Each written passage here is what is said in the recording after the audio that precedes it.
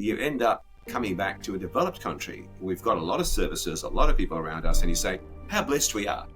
How blessed we are. Because even if we may feel that the world is crunching down on us, find that little ray of sunshine in the crack of the black wall and say, that's where I'm going. Set your sights and go for it.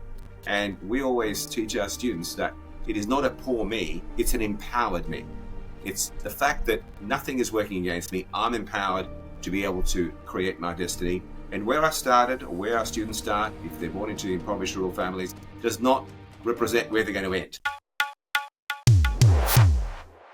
The reason you're feeling stuck isn't a lack of opportunity. It's the self-doubt that's stopping you from taking action. In this episode, I sit down with Aviv Palti, who's the founder of the Cambodian Rural Students Trust.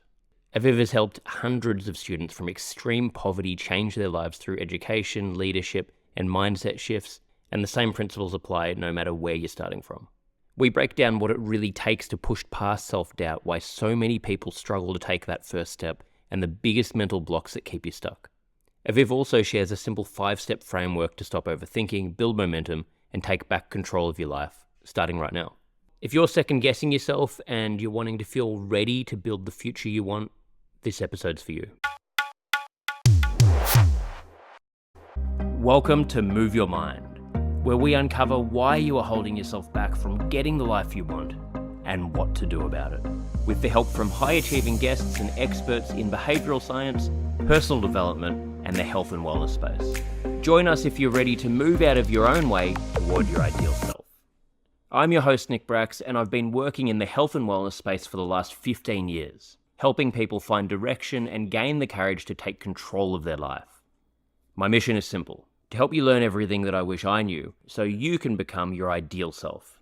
Lacking guidance, I spent the majority of my youth feeling lost and disempowered, which led to depression, anxiety, low self-esteem, and substance abuse. Looking back, I didn't have the vocabulary to communicate what I was experiencing.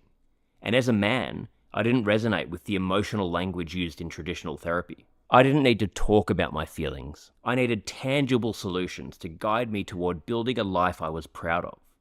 If you can relate, then this podcast is for you. In this episode, we discuss how to overcome self-doubt and take action toward a better future. If you're ready to take action and build a stronger mindset, then keep listening. Aviv, nice to meet you, mate. Thank you for making the time to come and have this chat. A pleasure, Nick. Great to meet you too. Yeah, good to have you on here. So to jump in, just so our listeners can get to know you a little bit, can you just give a bit of a background on yourself and the work you do? Sure.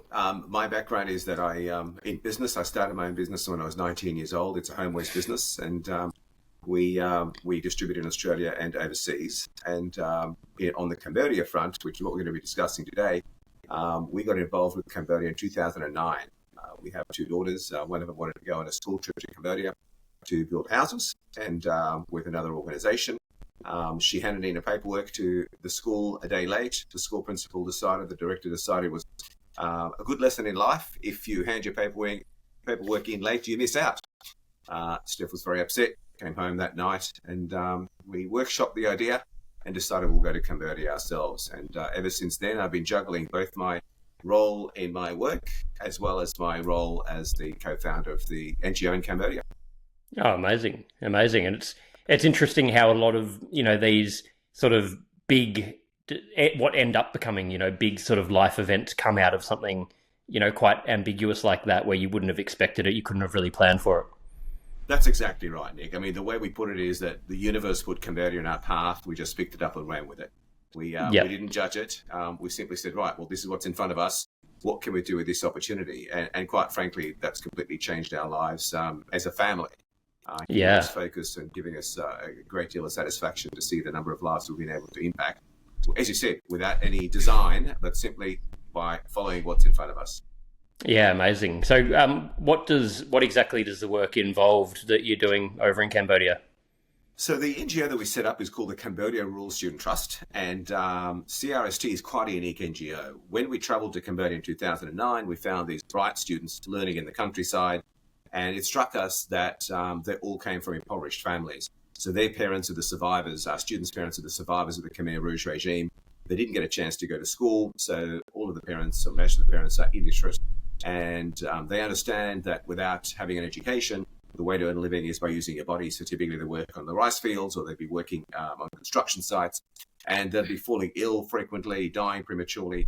And they understood that to break poverty, those students, their kids, have to go to school and get an education to allow them to get better work opportunities. And so we were teaching at that free English school for a couple of weeks and returned to Cambodia over the next 2 years, several more times, and found these students very keen on education. That's when we decided to set up the NGO, and we founded the CRST NGO with a mission of breaking the poverty cycle through education.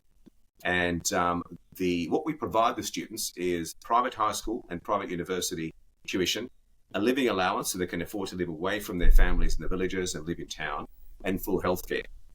In return, those students have to do three things, Nick. They have to be focused on their studies, do well in their studies, or ask for assistance if they need to. They need to lead and manage the organisation, and they need to make community contributions. Now, CRST is quite unique because it is entirely led and managed by our students. Our family live in Melbourne, Australia, and we mentor our students how to lead and manage a world-class NGO by giving them the life skills that a lot of professional people keep within the industry. So each of our students has multiple roles in the NGO. There could be senior leadership team members, junior leadership team members. They may be in the education team, the education department of the NGO, a health department, multiple departments, as well as educational social enterprises. Each of those is set up like a business structure with a manager, an assistant, and multiple departments. Each of those students has job descriptions, key performance indicators, and reporting processes. So in other words, while they are at university, they get the opportunity of practicing real life skills. And that's really what makes CRST quite unique, that we are what we call a leadership factory. Now, the students that come to us come from impoverished rural families.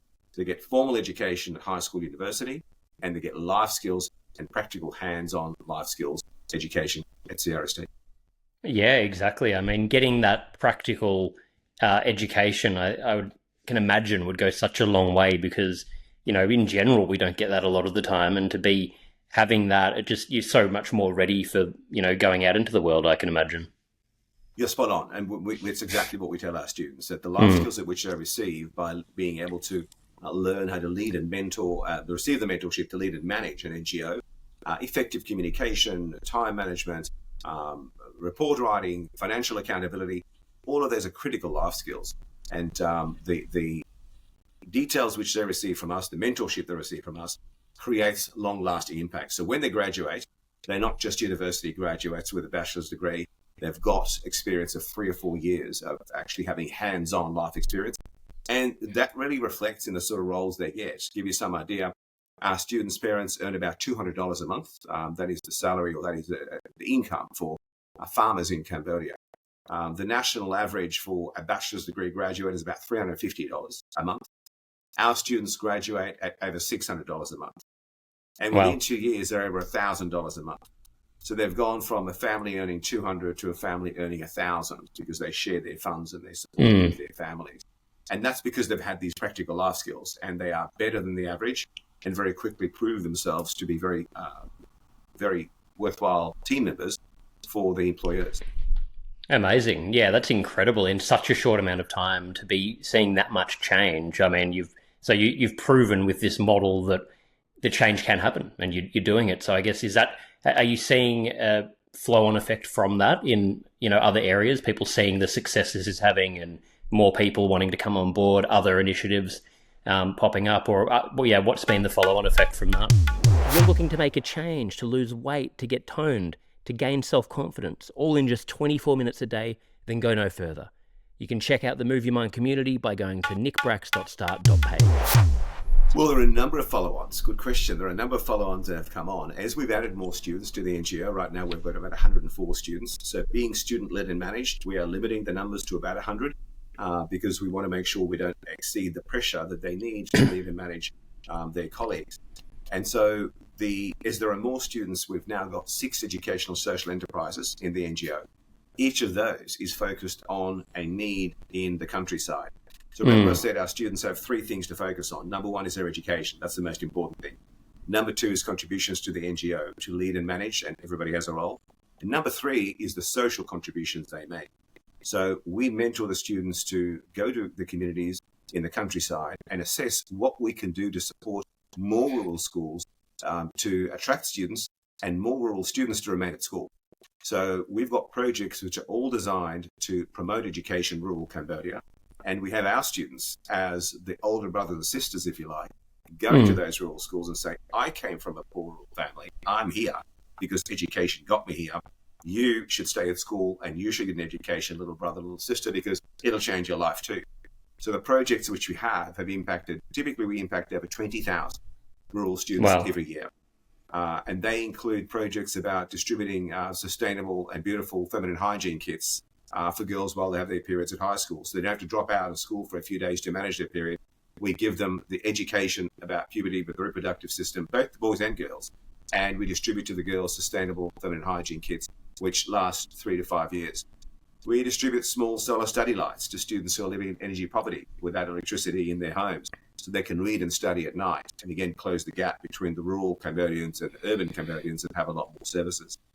We distribute and repair over 1,000 bicycles every year for rural students, supporting them to come to school. I say we. Let's be clear. This is what our students do. So Project B, Bicycles for Education, is a whole structure with a manager and assistant and departments. That's what they organise. Project G, Empowering Girls, they have the focus of educating thousands of girls every year. We distribute over 6,000 of these feminine hygiene kits on an annual basis to rural high school girls with the education. And Project L, Light for Education, distributes those solar study lights that teach about health, hygiene, nutrition, the environment. So there's always a workshop to teach something as well as to give. And that's really the power of what we do in rural Cambodia. We take our 104 students and magnify that impact to tens of thousands of students because they become the role models. And now you have somebody you can look up to and aspire to be. Incredible. Yeah. It's such an amazing model that you've created there. And on a personal level, how have you found, you're saying you're sort of doing you've got your business and then you've got the NGO, and between countries, how have you managed that? How do you manage that? Well, everything that we do in teams, Nick. So I'm very blessed to have a great team at our workplace, and they do a lot of what needs to get done. And obviously, I get involved as I need to get involved. But the wheels are in motion, and the team members do what they need to do. A lot of our team members at work also contribute to some of our work in Cambodia by giving us their skill sets, whether it's in finance or whether it's in writing back to our students who have to write monthly emails to their sponsors, and we back them up with that. So the team at work backs up what we do in Cambodia, and in Cambodia, everything is done as a team. So our eldest daughter, Jess, is one of the two key mentors. Her and I basically do the mentoring day in, day out, multiple communication streams with Cambodia. And that's really how we manage it. And we've got people who are really contributing their skills, their time to be able to lead the different aspects. Now, it's critical in Cambodia that we don't tell our students what to do. We mentor them. And there is no middle-aged adult sitting in Cambodia telling them what to do either. They learn critical life skills like critical thinking about, well, we need this and this and this. Well, that's the process we need to follow to be able to come up with what's the best result we can achieve. So we have a saying in CRST, it's we, not me. Everything is done in a team so that we can all put things together and achieve things faster and more effectively. That's great. Well, we need more of that in society, I think, just, more of being taught how to critically think, because it's either, one extreme or the other. You're told sort of this is how you need to do things. You either fit in this box or not, and then go out into the real world and no guidance. So it's like we sort of need to have that preparation. Everyone does. You're right, Nick. And a good example of that is our alumni, the students who graduate from CRST after the bachelor degree, typically move to Phnom Penh, the capital of Cambodia, where there are more job opportunities. We've got over 50 alumni now in Phnom Penh. More than half are studying or graduated with a master's degree as well. And those students have incredible jobs. We have got 2 students working with the United Nations in Cambodia. We've got a student working with the Ministry of Economy and Finance in Cambodia, and he handles a lot of their communication and presentations to the World Bank, the International Monetary Fund. So really representing incredible government ministries with credible organizations, and multiple students working in other NGOs, local, international, as well as educational institutions. Those students or the original students from CRST come back and mentor the next generation in CRST. And so they become the role models for the students we currently have. And that really is what the power of working as a community is all about. That is the ultimate we. That is how we empower young adults to help themselves. And they understand that by helping themselves, their responsibility is to help other people as well. So education is for you, so you can become empowered, and then you can inspire others to follow. And they're the three pillars of CRST: education, empowerment, inspiration. One leads to the next, and that's really how we form that network. Yeah, it's fantastic. Well, such a sustainable model to be doing it that way is so important. Absolutely right. I think that when we started working in Cambodia, we founded the NGO in 2011, and forefront of our mind was how do we make a sustainable model.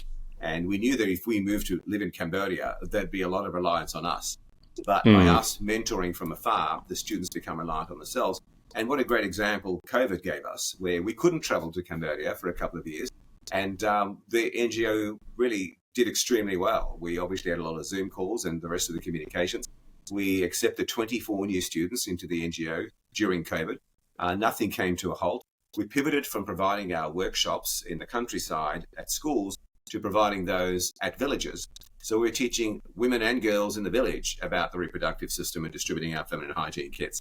We're helping villagers to repair their bicycles in the village rather than at the schools. So we simply taught our students that when life puts something in front of you, there's no more point complaining about it. You simply adapt and you pick it up and say, what do I need to change so I can keep moving forward? And that really is the adaptation and the model, that it is sustainable because we're teaching skills that are adaptable, and our students understand they can take this and simply pivot them from what's next in their lives.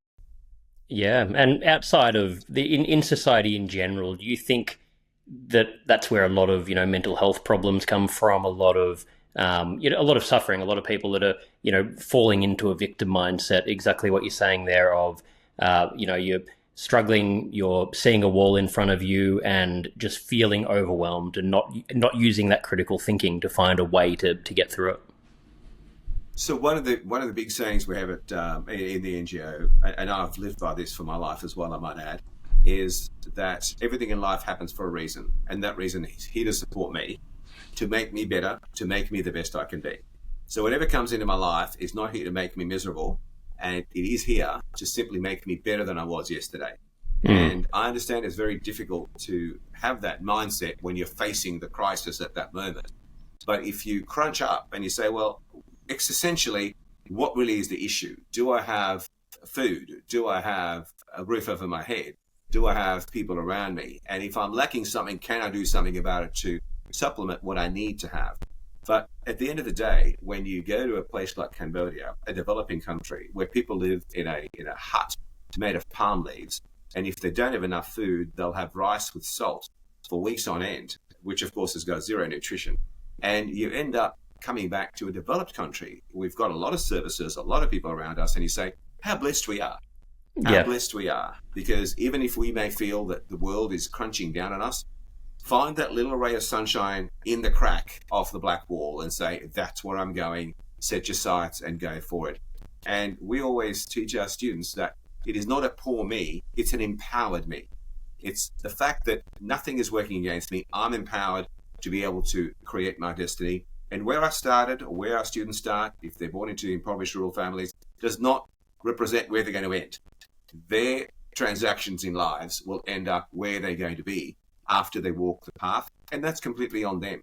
The one thing that is clear, there are lots of people for support, and just find the right person who's going to help you and give you a hand up, not a handout, and be able to take you along the journey and just set you on your path, not be in your way, but really just support you. So I think it's very relevant to a lot of mental health issues in developed countries.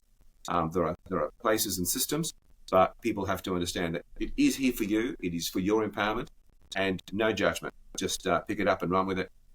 It's amazing how many people, Nick, want to know the end result before we get out. Yeah. And many people give up before they leave their head. Not before they leave their front door, but before they leave their head, they already give up. It's just too hard. But when you start walking, it's not that hard at all. You just take one step at a time, and before you know it, you're out of the city and into the meadows, and you say, wow, how did I get here? Well, you just put down 1 foot at a time. Are you interested in joining a community of like-minded people who are on the same journey as you are? Even though you're the one that needs to do the work, you don't have to go it alone. You can find all of the information at nickbrax.start.page. Exactly. No, it's I think so much that we can take out of what you're talking about there, and I think getting that perspective as you're talking about the work you're doing in Cambodia, you come back to Australia, developed country, and just see, wow, it really just reminds you how lucky we are, and it's just so easy to fall into the mindset of our problems just becoming relative to our exact experience and not pulling ourselves out and seeing that bigger picture. But it's the kind of thing where we sort of we think our way out of taking action, and it's so much of the time there's no one actually against us, it's just ourselves. And I know for myself that was a huge problem for me in a big part of my 20s. I had a lot of self-doubt and had a lot of fears about failing and what if something went wrong. And when I look back, I'm like, I can't believe it. There was all these things in front of me, and I was asking everyone for help and advice when I sort of knew what to do. I was just too scared to do it, too scared to just, like you said, put that one foot in front of the other and just let it happen. And it's never as hard as it sounds. Well, we teach our students, Nick, that there are no mistakes, there is no failure, only lessons. So exactly. Even if you go down a certain path, it's not the right path, it's a lesson for you. You can do it better next time, and you just can keep going. And we teach our students, just to keep it very concise, that there's a 5-step process to follow in everything you'd like to create in your life. And it's dream big, plan, act, correct, and continue. So dream big is, what would you like to do? Where's the end result for you today? Knowing that tomorrow you might want to aspire to change it. That's okay. Today, where do you want to head? Then you need to make a plan. How am I going to get there? Don't just start walking from one city to the other. How are you going to walk from one place to the other? What's your path? What are your milestones? And write it down. Don't carry that in your head. Nothing was ever built carrying things in people's heads. It's all going to be written down so you can say, this is what I'd like to be in 3 years from now, 2 years from now, 1 year from now. Here's how I get there. And then you've got to take action. Don't just think that you wrote it down. It's magically just going to appear in front of you. You've got to start taking action to head towards it.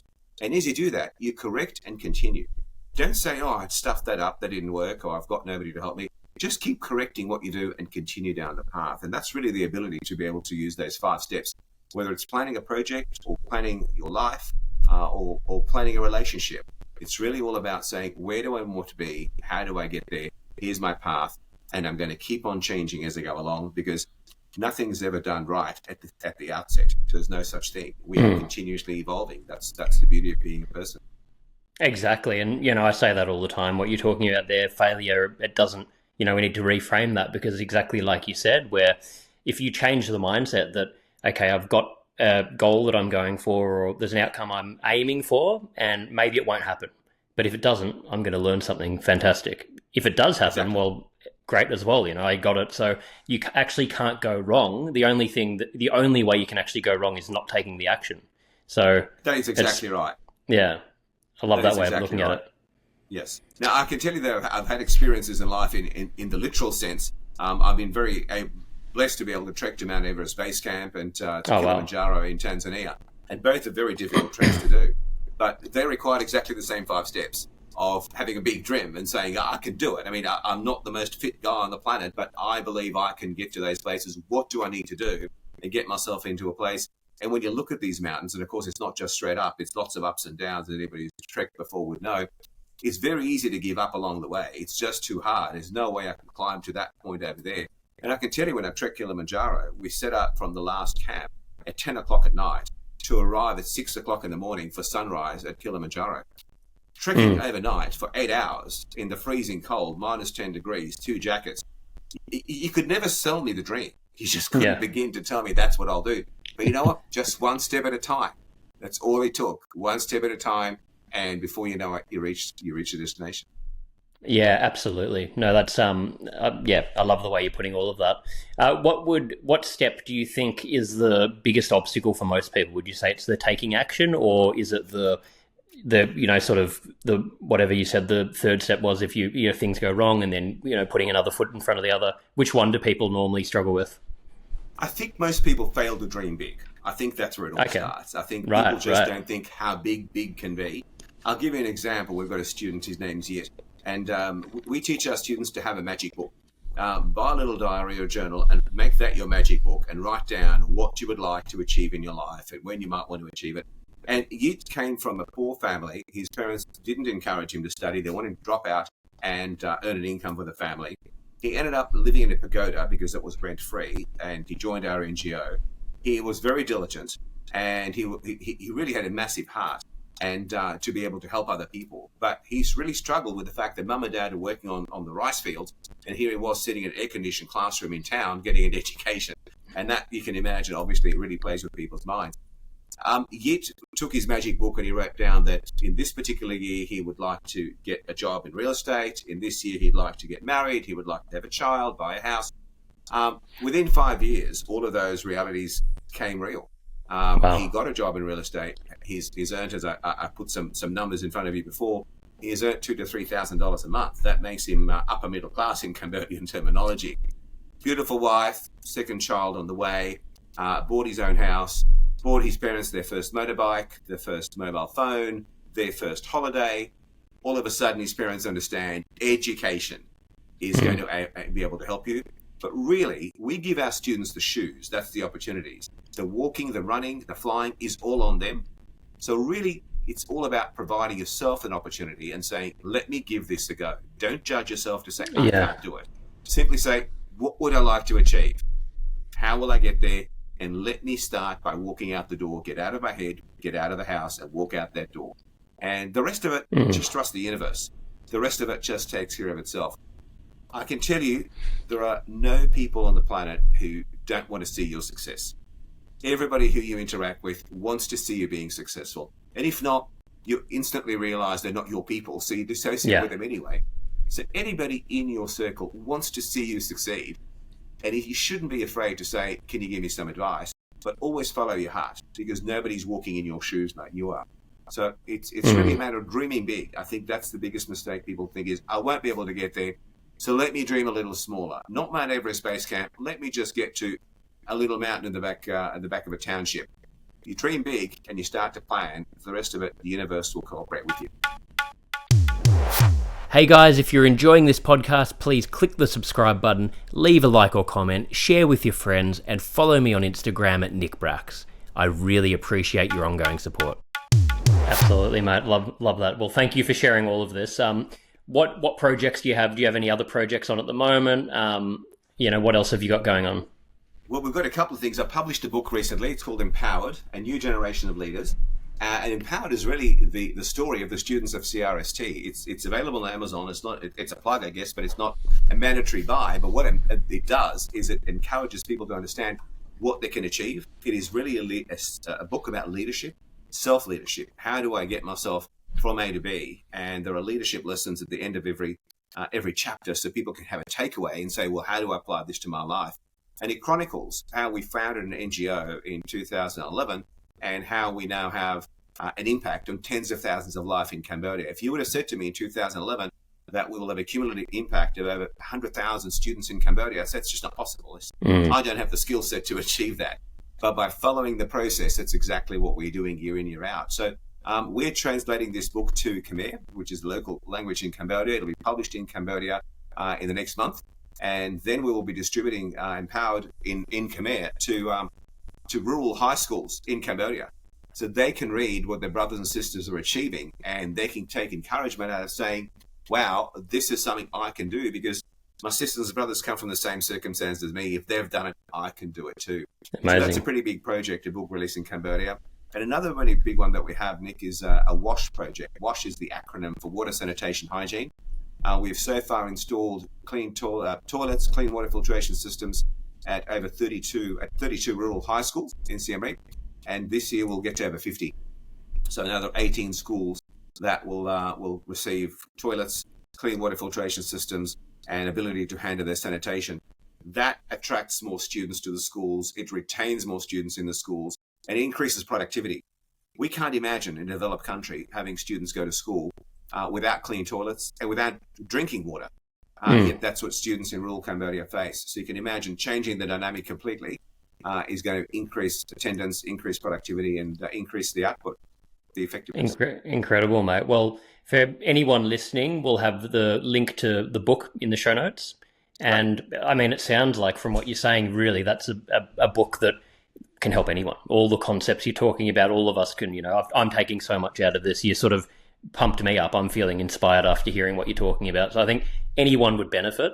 And I finished with 5 closing questions. Before I go into that, just final thing I want to ask you for our listeners. Like, a lot of our listeners are men that are sort of feeling stuck, whether that's, with, mental health issues, whether they're wanting to make a change with their, physical fitness, whether they're stuck in a job and they actually just want to go and start their own business. What would be, just if you could give one simple bit of advice to them, what would you say to someone in that position? You can do it. There you go. If a kid from rural Cambodia who's born with nothing can achieve incredible heights, I can keep on listing students. One of our students graduated with a law degree. This is just a poor rural village girl. It's amazing. A law degree. She's then gone on to study a master's law degree, JD, in the University of Arizona. Passed the bar exam in Arizona, and she'll be back in Cambodia next year. If a poor rural village girl can do that, you can do it. It's as simple as that. Trust yourself, get out there, put those 5 steps in, have your plan, and just understand that everything is happening for a reason. It's going to make you better, and keep going. Yeah, well, great advice. Well, 5 closing questions here. These can sort of be quick answers, whatever comes to mind for you. The first one is, what's your best childhood memory that comes to mind? Family holidays, spending time with my parents and my brother, doing things together, and really experiencing that warmth that a family provides. I'm very blessed to have a warm and loving family. I've grown up to hug my parents, kiss my parents, tell them I love them, and it's just the way it is. And I'll share with you and your listeners, my mother passed away. She was 85, passed away 3 weeks ago. Oh, very sorry to hear, mate. Thank you. But we're very blessed to have had her in our family for 85 years. And her 85 years and my 61 years. But the reality is that her lasting words were, "Don't be sorry I'm gone. I've received the most love I could ever imagine." I feel very blessed. Now, for somebody to really understand that there is love in the world, we can see all the headlines. We know what's happening, whether it's politics or whether it's regional crises. But the reality is that just find your people and live your life. Don't worry about what's happening in the media. Just get on with what it is. And family holidays, because they remind me that that's the goodness of society. And if it's not family for an individual, then find your people and share the love with them. Beautiful message there, mate. Really well put. If you, what would you say is the biggest burden currently on mental health in society? I think the biggest burden is the fact that everybody's now looking at it. Everybody's looking for solutions, and the solutions are really going to come down to the individual and what fits right for them. And there are lots of different avenues to follow. But the first thing I'd encourage people to do is to do your own research, do your own homework. Everybody is an expert, and everybody's going to share with you what they know. But you already know a lot. It's your life. You've lived it. You've lived in the shoes. You're walking in them. So do some research on what it is and find a path and say, that's what's going to be good for me. Whether it's going to be traditionally therapy is the way to go, but quite honestly, I'm a very holistic guy. I think whether it's yoga, whether it's meditation, and whether it's just going for a walk in the park without listening to anything for 1 hour a day and just watching what is happening. I love walking along the beach and just being in nature and just sitting and being and not doing. And I think that just by sitting and being and not doing, you become who you are, and then lose the judgment, and love will come out. Yeah, exactly. There's no one size fits all, and definitely. And a lot of the time, exactly like you're saying, we're looking for an answer. We're looking for, and therapy. You should go and get therapy if you, if you need it, and it will help. But that alone isn't going to be the answer. You got to do all these other things. You got to exercise, look after yourself, sleep enough, spend time with your family, find things that bring you joy. So yeah, I think it's a really good point. What would you say is your personal definition of happiness? Happiness is a clear thought in the morning when you wake up in the morning without any burdens that you've carried. That to me is happiness, and waking up with just clear thoughts and understanding that the day's going to be fine. No matter what happens, the day is going to be fine. Stress is something we create. You don't see stress in birds. You don't see stress in trees. That is something we create on ourselves. And I think that when we understand that if I created it, I can uncreate it as well. So I can simply de-stress. And I think that happiness to me is just understanding that if there are stressful situations and stressful moments, that's okay. I can unstress those. What do I need to do? So to me, happiness is being in control of my life. Because it's all just stories we're telling ourselves, really, the stress. Absolutely. Yeah. Absolutely. It's the what ifs that live in our head, not live in our reality. Yeah, absolutely. Well, two more here. If you could give one piece of advice to your 18-year-old self, what would that be? Trust more and judge less. I think too many times something comes along our path and we just start to judge it and make bad of the situation. But the reality is that if we just trust more that, hey, that's happened, so it's meant to happen. What am I going to do with it? I think that'd be, if I would have learned that earlier.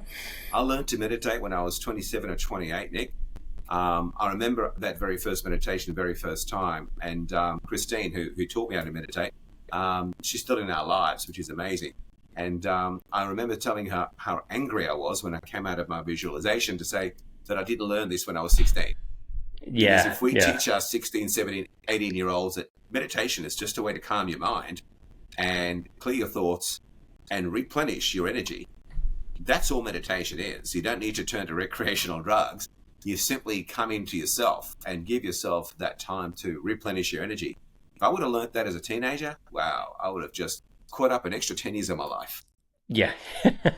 I'm thinking the same thing as I'm hearing you say all of that. Yeah, all of these different things at that point, it's like, oh my God, so many could have, been in a different position, but or had so many other things happen. But also life's what happens to you while you're busy making other plans. And maybe if things went too well for you early on, you might not have done the Cambodia thing, or it's just we don't know how it pieces together. So it's exactly I think we learn things. Happens for a reason.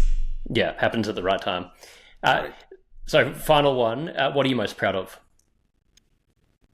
I'm probably most proud of the legacy that we're going to leave as a family. We went to Cambodia not intentionally, and our daughter missed out on a school trip. We said, we'll go to Cambodia to volunteer, and here we are 16 years later, impacting hundreds of thousands of lives. It's just totally incredible.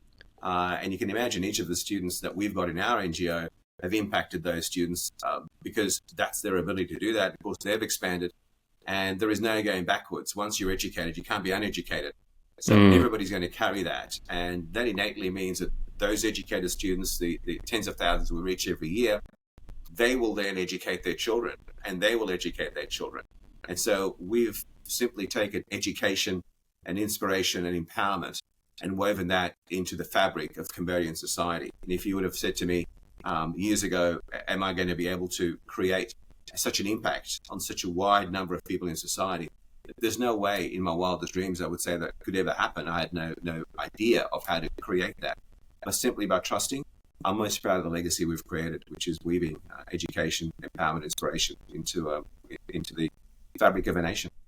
Yeah, well, it's incredible, mate. And what you're talking about there, it's that legacy and really making that preventative, sustained change in the world.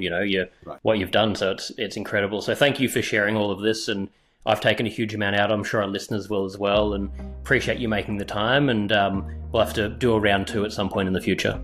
It's a pleasure, Nick. I appreciate your time. All the best to you and your listeners, and happy to chat anytime, and wishing you all the best. And anybody can feel free to reach out anytime.